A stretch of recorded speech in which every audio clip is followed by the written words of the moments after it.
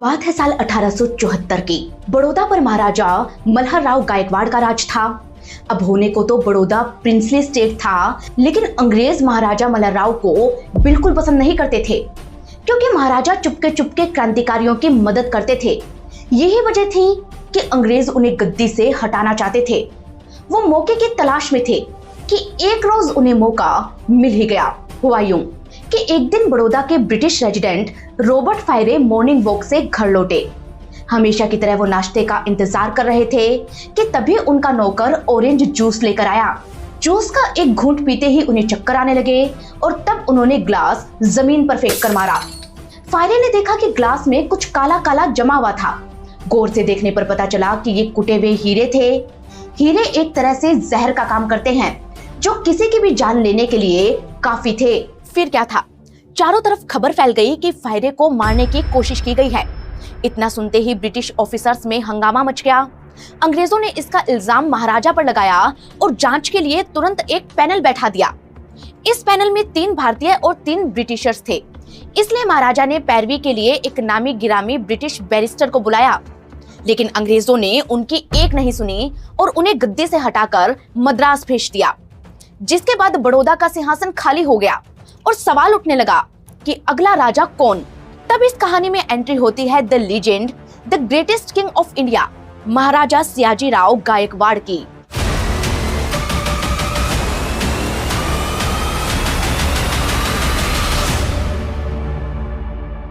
सियाजी राव को अंग्रेजों ने खुद ट्रेनिंग दी, लेकिन उन्हें ये नहीं पता था कि वो मल्हर राव से भी बड़े देशभक्त निकलेंगे। अंग्रेजों को चकमा देने में माहिर महाराजा सियाजी राव कैसे क्रांतिकारियों की मदद करते थे, इसकी इंटरेस्टिंग स्टोरी हम आपको सुनाते हैं। हुआ यूं कि गांधी जी नमक कानून तोड़ने के लिए दांडी की तरफ जा रहे थे। रास्ते में उन्हें बड़ौदा से होकर जाना था। ऐसे में ब्रिटिशर्स ने महाराजा को गांधी को अरेस्ट करने के लिए कहा। तब महाराजा ने चुपके से महात्मा गांधी को एक लेटर भेजा। इस लेटर में लिखा था कि आप शांति से अपना मार्च बड़ौदा से ले जाए। अगर आपने कुछ किया तो हमें एक्शन लेना पड़ेगा। लेकिन इस लेटर के नीचे एक पर्ची थी, जिस पर लिखा था कि आप बेफिक्र होकर जाएं, क्योंकि आपकी सुरक्षा की पूरी गारंटी हम लेते हैं। ये पर्ची पढ़कर गांधी जी मुस्कुराए। वो बड़ौदा के रास्ते दांडी को रवाना हुए।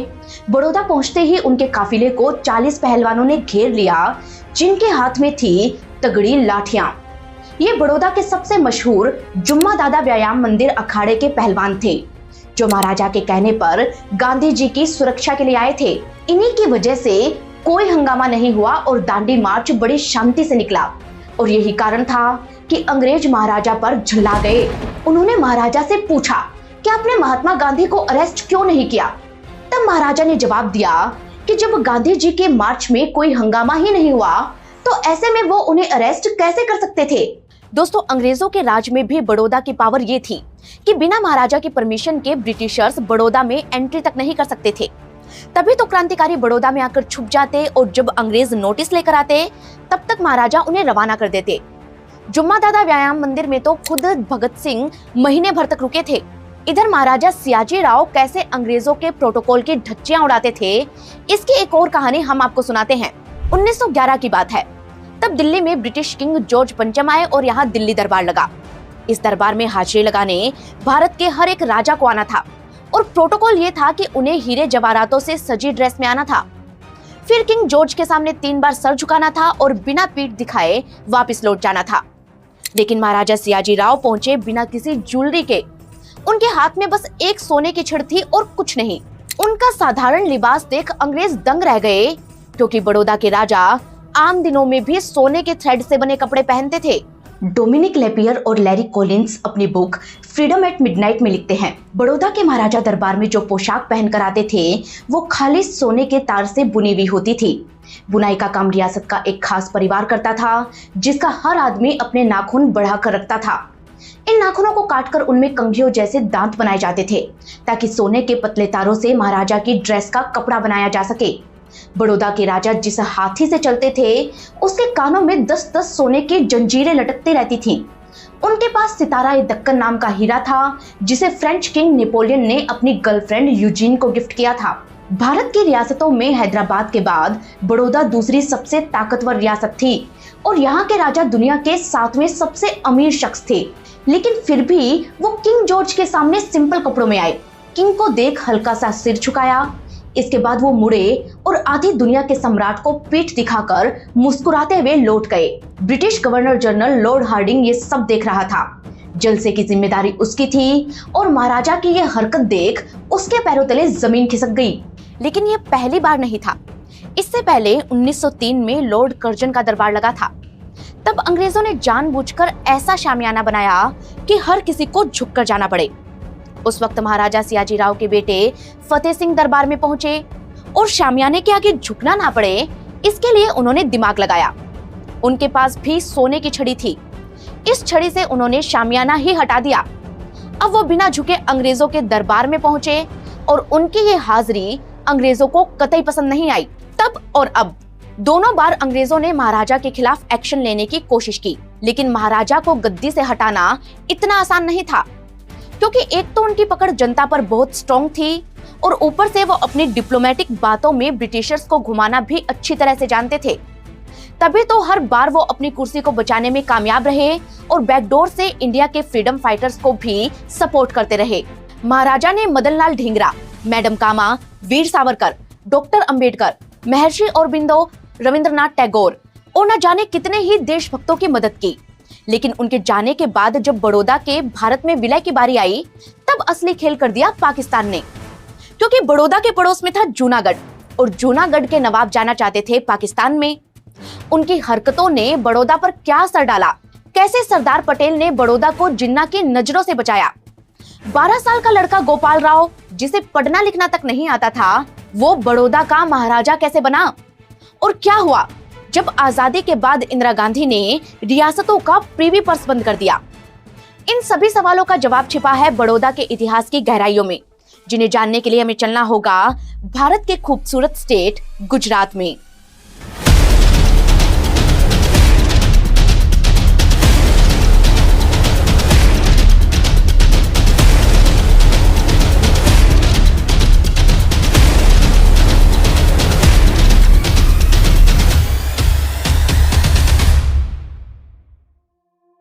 देश की राजधानी दिल्ली से करीब 1000 किलोमीटर दूर विश्वामित्री नदी के किनारे बसा है बड़ोदरा। बरसों पहले इस शहर का नाम बड़ौदा था, जो मशहूर है अपने गुजराती खाने, folk dance, Gujarati folk song और आलीशान महलों के लिए। ये महल है गायकवाड़ रॉयल फैमिली के, जिनकी कहानी शुरू होती है मराठों के जमाने से। 1720 की बात है। मराठा एम्पायर अपने पीक पर था। तब छत्रपति शाहूजी महाराज ने अपने जनरल खांडेराव दाभाडे को गुजरात पर अटैक करने का ऑर्डर दिया। दाभाडे की आर्मी के सारे कमांडर्स ने तब गुजरात के अलग अलग इलाकों पर धावा बोल दिया और इन्हीं में से एक थे पिलाजी राव गायकवाड़, जिन्होंने हमला किया बड़ौदा पर। नवाब शेरखान बाबी को हराकर उन्होंने बड़ौदा को जीता। यहीं से बड़ौदा में गायकवाड़ डायनेस्टी की शुरुआत हुई। इतिहास बताता है कि गायकवाड़ शब्द गाय प्लस किवाड़ से मिलकर बना है, जिसके पीछे एक और कहानी है।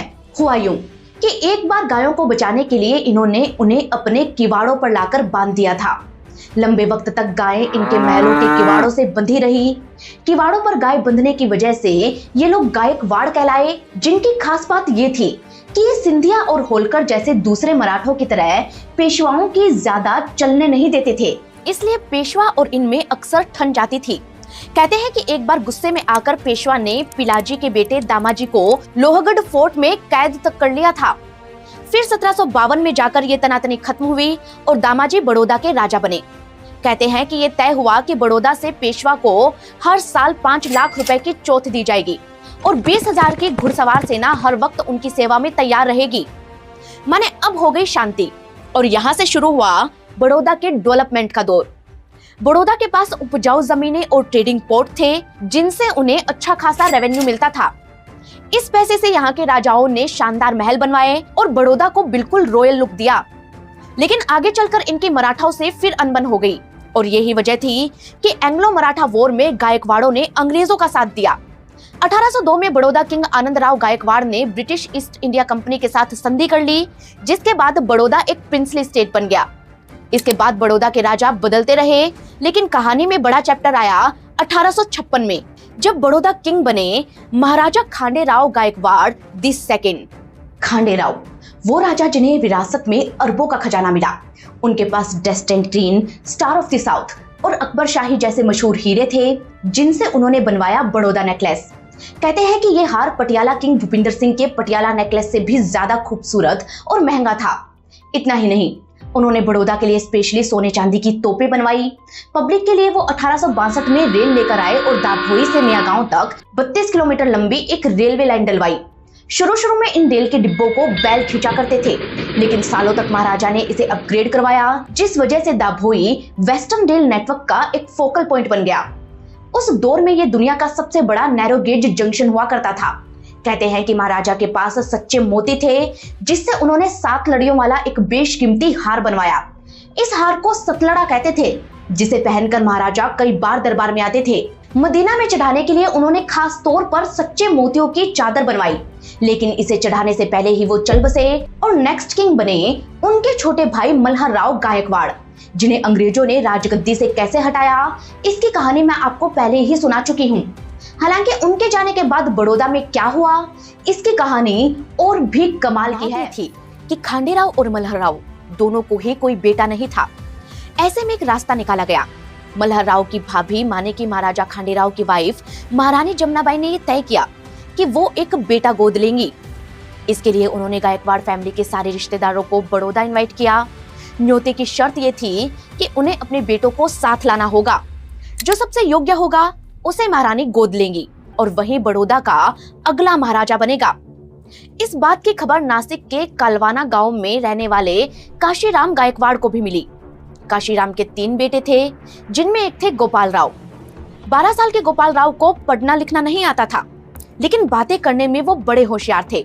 इसीलिए काशीराम उन्हें और उनके दोनों भाइयों को लेकर 600 किलोमीटर दूर बड़ौदा पहुंचे, जहां उन्हें सरकारवाड़ा में ठहराया गया।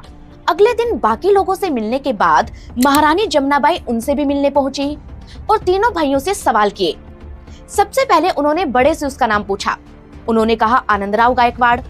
सबसे छोटे से नाम पूछा तो बोले संपतराव गायकवाड़। और जब बीच वाले से नाम पूछा तो उन्होंने कहा गोपाल राव गायकवाड़। आनंदराव से पूछा गया कि आप यहाँ क्यों आए हैं, तो वो बोले कि मैं पढ़ लिख कर बड़ा आदमी बनना चाहता हूँ। छोटे से पूछा गया कि आप यहाँ क्यों आए हैं, तो वो बोले कि ये दोनों आए हैं इसलिए मैं भी आया हूँ। लेकिन फिर गोपाल राव से पूछा कि आप यहाँ क्यों आए हो, तो गोपाल राव ने तपाक से जवाब दिया कि मैं यहाँ राजा बनने आया हूँ। गोपाल राव का जवाब सुनते ही महारानी इम्प्रेस हो गई। उन्हें गोपाल राव की हाजिर जवाबी पसंद आई। ऊपर से गोपाल राव 12 साल और महारानी 24 साल की थी। ऐसे में माँ बेटे के बीच एज गैप भी सही था। इसलिए महारानी ने गोपाल राव को गोद लिया, जो बड़ौदा के नेक्स्ट किंग बने, और उनका नाम रखा गया सियाजी राव गायकवाड़। 1881 में सियाजी राव को पूरी तरह सत्ता मिली। अंग्रेजों ने उन्हें फर्जद खास ए दौलत ए इंग्लिशिया की पदवी दी, जिसका मतलब था ब्रिटिश राज का खासम खास। अंग्रेजों को लगा कि महाराजा उनके खास होंगे, लेकिन इससे ठीक उलट सियाजी राव पक्के देशभक्त निकले। राजा बनने के बाद सबसे पहले उन्होंने बाल विवाह को बैन किया, पब्लिक के लिए स्कूल और हॉस्पिटल बनवाए, आर्ट को प्रमोट किया और लोन की दिक्कत खत्म करने के लिए बैंक ऑफ बड़ौदा बनवाया। ये सब उन्होंने बड़ौदा की जनता के लिए किया। लेकिन एक किंग कम फ्रीडम फाइटर बनने की उनकी जर्नी तब शुरू हुई जब इंडिया में प्रिंस ऑफ वेल्स आने वाले थे। कहते हैं कि उनके वेलकम के लिए अंग्रेजों ने एक मीटिंग बुलाई। इस मीटिंग में दादा भाई नारोजी, प्रिंस आगा खां और महाराजा सियाजी राव एक साथ बैठे थे। तब प्रिंस ने सियाजी राव से मजाक में पूछा कि आपको ये सब कैसा लगता है, जिस पर सियाजी राव ने कहा कि एक छोटे से राज्य का राजा बनने से अच्छा है कि मैं अखंड भारत का सामान्य नागरिक बनकर रहूं। महाराजा की ये बात ब्रिटिशर्स के कानों तक भी पहुंची और अंग्रेजों को उन पर शक होने लगा। हालांकि महाराजा को इसकी कोई परवाह नहीं थी, बल्कि वो तो फुल फ्लेज्ड फ्रीडम फाइटर बनना चाहते थे। लेकिन दादा भाई नारोजी ने उन्हें मना कर दिया और बोले कि आपको राजा ही रहना है और राजा बनकर बैकडोर से सबकी मदद करनी है। सियाजी राव ने ऐसा ही किया और धीरे धीरे वो लोकमान्य तिलक, मदन लाल ढींगरा, मैडम कामा, सावरकर जैसे क्रांतिकारियों से मिलने लगे। जब इस बात का पता अंग्रेजों को चला तो स्कॉटलैंड यार्ड के जासूसों ने उनका पीछा करना शुरू कर दिया। अब जब भी महाराजा और महारानी चिमनाबाई विदेश जाते तो अंग्रेजों के जासूस उनका पीछा करते। लेकिन इन जासूसों को महाराजा इतना स्मार्टली चकमा देते कि जासूस कुछ एविडेंस ही नहीं ला पाते। कहते हैं कि महाराजा सुबह 6 बजे लंदन के हेड पार्क में जाते और वहां वो मिलते श्यामजी कृष्ण वर्मा से। श्यामजी एक गुजराती व्यापारी थे जिन्हें महाराजा चुपचाप से पैसे देते। ये पैसा जाता इंडिया हाउस को, जो उन दिनों भारत के फ्रीडम फाइटर्स का अड्डा हुआ करता था। भारत में कई क्रांतिकारी घटनाओं की तैयारियां यहीं पर हुई और ये चल रहा था महाराजा सियाजी राव की फंडिंग की बदौलत। इतना ही नहीं, महाराजा ने दादा भाई नारोजी को लंदन के हाउस ऑफ कॉमन्स का इलेक्शन जितवाया। दादा भाई नारोजी कौन? दादा भाई नारोजी बड़ौदा के दीवान थे। ब्रिटिश पार्लियामेंट में पहुंचने वाले वो पहले भारतीय सांसद थे। कहते हैं कि उन्होंने अंग्रेजों की संसद में जाकर उन्हीं के खिलाफ आवाज उठाई और भारत की गरीबी के लिए ब्रिटेन को जिम्मेदार ठहराया। दादा भाई जब ये इलेक्शन लड़ रहे थे तो अंग्रेज उन्हें हराने की पूरी कोशिश में थे, लेकिन महाराजा ने ऐसा होने नहीं दिया। उन्होंने दादा भाई की जीत के लिए पूरा दम लगा दिया और सिर्फ 5 वोटों से जीतकर दादा भाई नारोजी ब्रिटेन की संसद में पहुंचने वाले पहले भारतीय सांसद बने। रविंद्रनाथ टैगोर का शांति निकेतन हो या बनारस हिंदू यूनिवर्सिटी, इन सबको महाराजा की तरफ से फंडिंग जाती थी। वहीं बाबा साहेब भीमराव अंबेडकर का तो करियर ही महाराजा की वजह से बना। अब वो कैसे, तो चलिए इसकी कहानी आपको सुनाते हैं। दरअसल उन दिनों सोसाइटी में दलितों की दशा बेहद खराब थी। महाराजा सियाजी राव इस बात को समझते थे, इसलिए उन्होंने दलितों के लिए अलग से दुकान, मकान और धर्मशालाएं बनवाई। फिर उन्होंने स्कॉलरशिप प्रोग्राम शुरू किया ताकि होनहार दलित बच्चों को आगे पढ़ाया जा सके। और इसी प्रोग्राम की वजह से भीमराव अंबेडकर पहुंचे बड़ौदा से उन्हें पैसा मिला और आगे पढ़ने के लिए वो कोलंबिया गए। कोलंबिया यूनिवर्सिटी से पढ़ाई करके वो वापस बड़ौदा आ गए और अब उन्हें स्कॉलरशिप की शर्त पूरी करनी थी। शर्त यह थी कि अगर आपने 3 साल विदेश में पढ़ाई की है तो 3 साल बड़ौदा के लिए काम करना पड़ेगा। अंबेडकर को भी यही करना था और उन्होंने ये किया भी। इससे उन्हें नौकरी तो मिल गई, लेकिन रहने के लिए कमरा नहीं मिला, क्योंकि अंबेडकर थे दलित और अपर कास्ट के लोग उन्हें अपने घर पर नहीं रखना चाहते थे। तंग आकर उन्होंने नाम बदला और एक पारसी नाम रखकर एक सराय में रहने लगे। लेकिन एक रात अचानक कुछ लोग उनके कमरे में आ धमके और उनके साथ बुरा सलूक किया। अंबेडकर को शाम तक सराय खाली करने के लिए कह दिया गया। वो लिखते हैं कि मेरा दिल बैठ गया, मैंने बद्दुआएं दी और बुरी तरह रो पड़ा। मेरे जहन में आज भी वो घटना एकदम ताजा है और जब भी मैं उसे याद करता हूँ रोए बिना नहीं रह पाता। कहते हैं कि इस घटना के बाद उन्होंने महाराजा से बड़ौदा छोड़ने की रिक्वेस्ट की, जिसे महाराजा ने मान भी लिया। इसके बाद अंबेडकर मुंबई चले गए, लेकिन वो जीवन भर महाराजा के शुक्रगुजार रहे। अंबेडकर तो सिर्फ एक नाम है, ऐसे ही न जाने कितने लोगों की किस्मत महाराजा सियाजी राव ने चमकाई।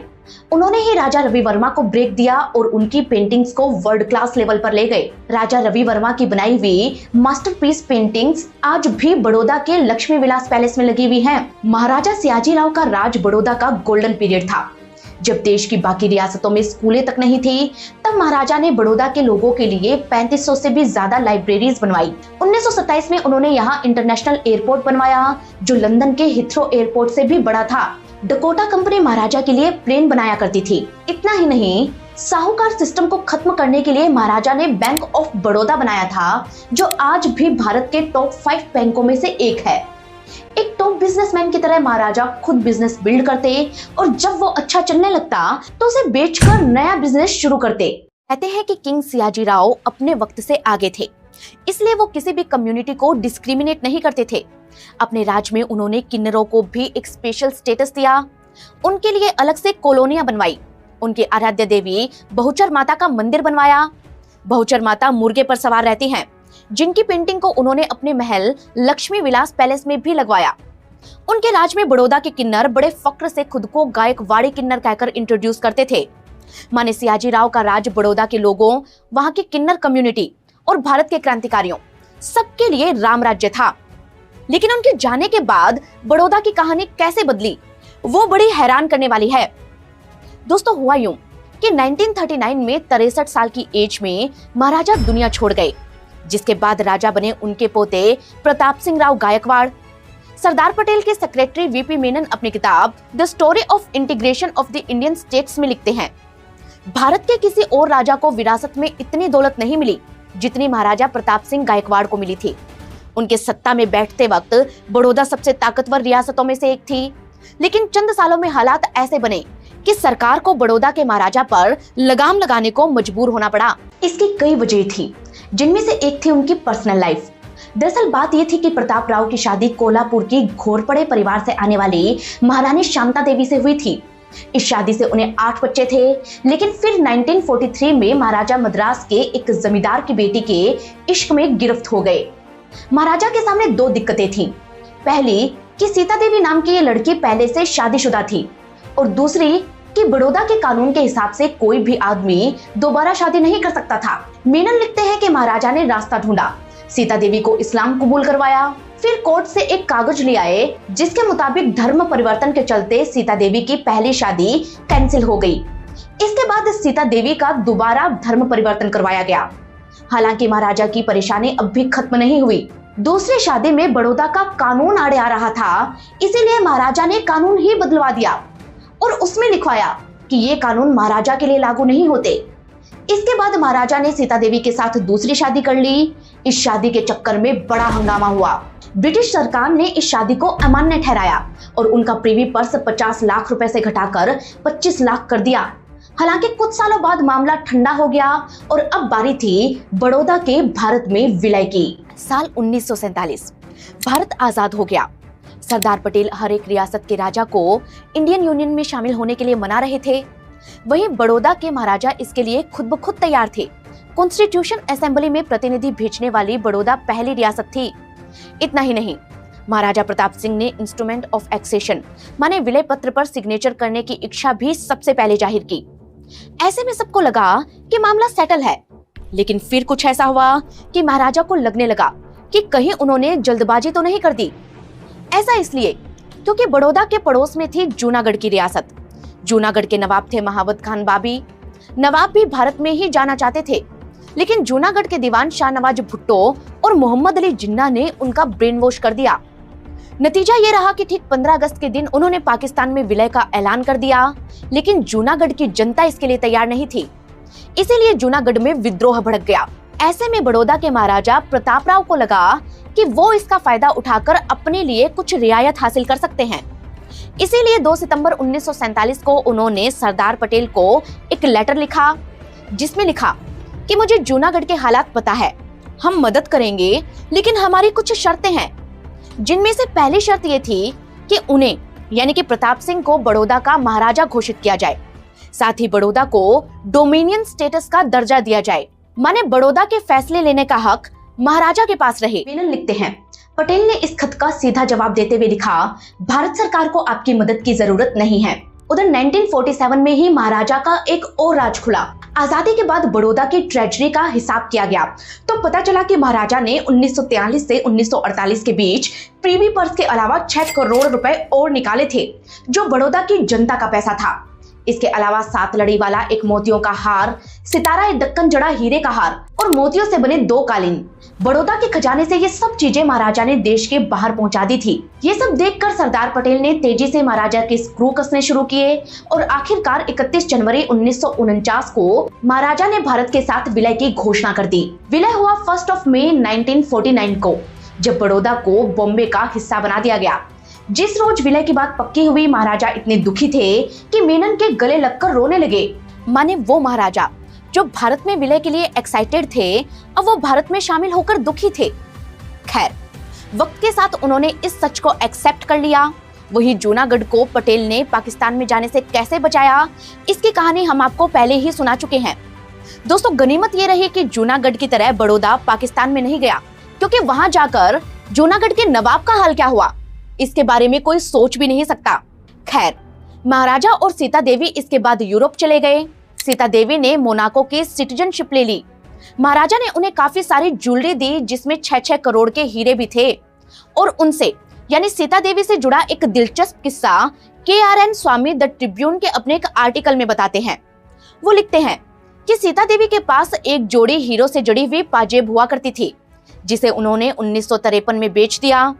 इसे न्यूयॉर्क के एक जोहरी ने खरीदा और उससे एक नेकलेस बना दिया। इत्तेफाक से ये नेकलेस किंग एडवर्ड की गर्लफ्रेंड वालेस सिम्पसन ने खरीदा और एक पार्टी में वो इसे पहन कर गई।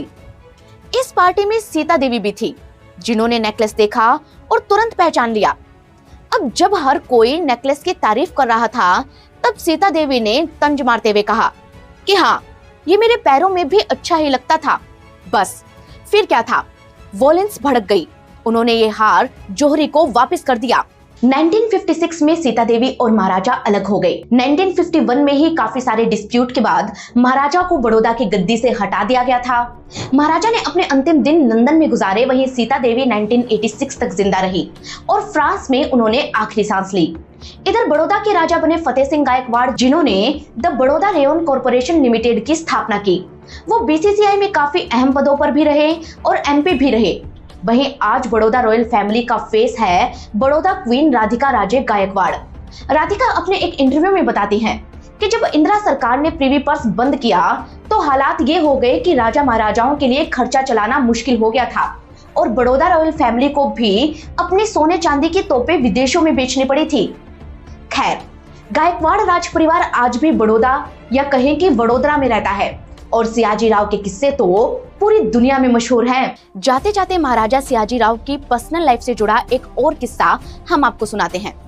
दरअसल सियाजी राव की शादी हुई थी चिमनाबाई से। शादी के बाद उनका नाम बदलकर लक्ष्मीबाई रखा गया और उन्हीं के नाम पर बना लक्ष्मी विलास पैलेस। कहते हैं कि सियाजी राव अपनी रानी से बहुत प्यार करते थे, लेकिन रानी की बहुत ही कम एज में डेथ हो गई, जिसके बाद कई सालों तक महाराजा ने शादी ही नहीं की। लेकिन जब शादी की तो अपनी सेकंड वाइफ का नाम बदलकर भी उन्होंने चिमनाबाई ही रखा। क्वीन चिमनाबाई द सेकंड काफी मॉडर्न ख्यालों की थी। उन्होंने कभी पर्दा नहीं किया। वो महाराजा के साथ विदेशों में जाया करती। उन्हीं की बेटी थी प्रिंसेस इंदिरा राजे। कहते हैं कि इंदिरा राजे बेहद खूबसूरत और स्टाइलिश थीं। महाराजा को अपनी बेटी से बहुत प्यार था और वो जहां भी जाते प्रिंसेस को अपने साथ ले जाते। वो उन्हें अपने साथ दिल्ली दरबार में भी लेकर गए थे और इसी दिल्ली दरबार में उनकी मुलाकात हुई कूच बिहार के प्रिंस जितेंद्र नारायण से। दोस्तों, कहते हैं कि जितेंद्र और इंदिरा को पहली नजर में ही प्यार हो गया, लेकिन दिक्कत ये थी कि इंदिरा की शादी ग्वालियर के महाराजा माधोराव सिंधिया से पहले ही तय हो गई थी। ऐसे में जितेंद्र और इंदिरा की शादी में ड्रामा होना तय था। लेकिन ये हाई प्रोफाइल ड्रामा कितना हैरत अंगेज था और इस शादी के कारण त्रिपुरा भारत को कैसे मिला, इसकी शानदार कहानी मैं आपको पहले ही सुना चुकी हूँ, जिसका लिंक आपको डिस्क्रिप्शन में मिल जाएगा। खैर, जाने से पहले एक सवाल मैं आपको पूछना चाहती हूँ।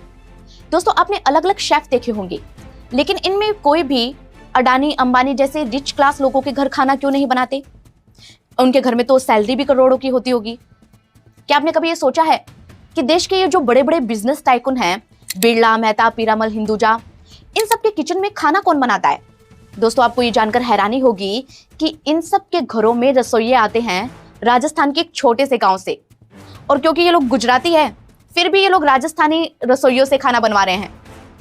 ये गांव है मिन्नार, जो राजस्थान की लेक सिटी उदयपुर के पास है। और यहाँ के जो लोग हैं वो इतना अच्छा खाना बनाते हैं कि उनके नाम से एक अलग फ्रेंचाइजी बन गई है, जिन्हें मिन्नारी शेफ कहते हैं। अब छोटे से गांव के ये रसोइये इन अमीरों, इन अरबपतियों के घरों तक पहुंचे कैसे? इसकी दिलचस्प कहानी पर मैंने एक शानदार वीडियो बनाया है, जिसे देखने के लिए आप हमारे मेंबरशिप प्रोग्राम को फटाफट ज्वाइन कर लीजिए। और साथ ही कमेंट करके ये बताना ना भूलें कि आप हमें कहां से देख रहे हैं और बड़ौदा के विलय की ये कहानी आपको कैसी लगी। दोस्तों, अगली स्टोरी कौन सी रियासत की सुनना चाहेंगे, हमें कमेंट करके जरूर बताइएगा। हम मिलेंगे आपको किसी नई कहानी के साथ। तब तक के लिए धन्यवाद।